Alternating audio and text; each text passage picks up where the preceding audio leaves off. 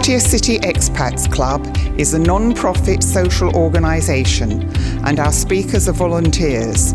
The club as such assumes no responsibility or liability for the professional reputation of or the quality of services provided by the speaker today.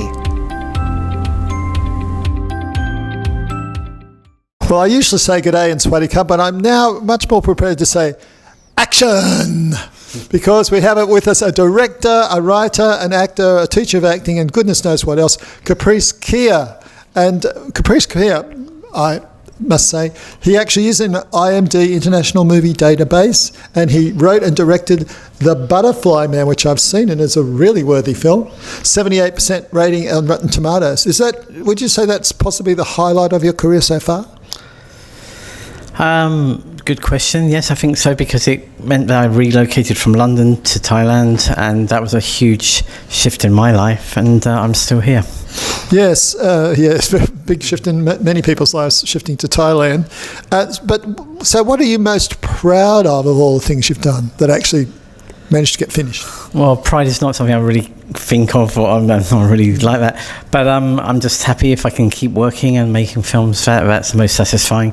For the best time, well, for the most part, I'm not working and I'm not making films. But when I do, it's great when it happens. Yeah, because it's so hard to get, raise the money and all that sort of thing. Sure, the process of making films is complex, it's multidimensional, and I feel very blessed that I've managed to make what I've done. I could have made a lot more, but I'm glad I made something. Well, and remarkably, you made a film and lost it or something. How did that happen, that you lost the footage of, it was called Bootleg Guru? Yeah, well, let's say it was mislaid. I mean, the film was shot, it was edited somewhere away from where I am, and the edit was finished. We didn't, I don't know where the tapes went to, but basically between the editor and the camera assistant, they ended up at the camera assistant's apartment in Cheongnam-si, and he only recovered them about 4 months ago at Christmas when he was moving apartment. But they were there for years, and I'd gone down every avenue to try and source them, but there was no one who knew. And this is a remarkable film, because it's sort of like an improvised film. Entirely improvised, yeah. Not partly improvised, entirely, which meant that actors, when they came to set in the morning, had no idea what they would be doing during the course of the day until I gave them a kind of outline of various scenes. And why is it called Bootleg Guru? Oh. Well, it's a retreat, and basically 10 characters go to this retreat to heal themselves. And the guru, also known as Kid Sunshine, says that they're going to play like children. So the therapy is actually to go back to your childhood and then play games, etc., etc. And that's what happens during the course of the film. There's games from our childhood played out, but there's a twist. There's a bully and an assistant, and things get turned upside down halfway through the film. The bootleg is because of the questionability of the credentials of the actual guru who's teaching this workshop. Well, I'm looking forward to that. And by the way, if you get a chance to watch The Butterfly Man, you should. It's a very good film. And also another film, I didn't realise you were involved in The Railway Man. Yes, I was the local casting director, and it came here to do these scenes on the railway. So I had to find local Westerners who look very malnourished. Well, that could be hard to find. That's true, yeah. I mean, and I had to be young. I had to be about 20, 21, who would have been POWs. And so through my researches and a bit of physical posturing as well, you can actually create a slender look, I suppose, but that was quite a task. I cast Japanese officers who had speaking roles. I don't speak Japanese, but I uncovered a very, very wonderful secret. The best actors in Thailand are actually Japanese. There's an amazing body community there of really natural and talented, brilliant actors, and shame they don't get working more often, because it was quite something. Well, that actually is fascinating. Actually, I must now watch The Railway Man.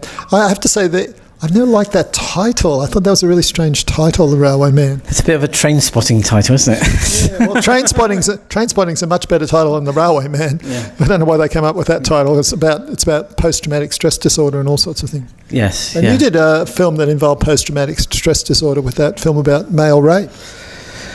Yes. Well, it's really going through the grief and the silence of what we call them a survivor, right? Someone who survived male rape.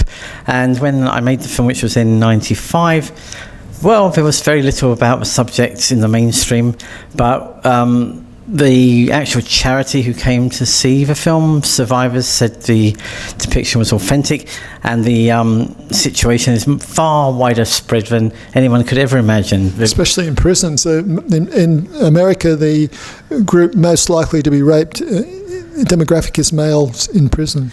Well, with my film, this was actually depicted in open society, which made it even more shocking, because we knew about prisons and borstalls and things like that, but this was outside of an institution, and it was actually heterosexual men who carry out the abuse on this individual. It was just very tough for any audience. I think even 20 years on, it's still difficult for people. Yeah, it's possibly before its time in a way. Well, we could speak for. I'm a bit of a film lover, so we could speak for ages, Kaprice and I. But I really want to thank you for coming. We had all sorts of tech problems, but I hope you'll look at the talk, and we hope to get Kaprice back maybe when Bootleg Guru is reconstructed.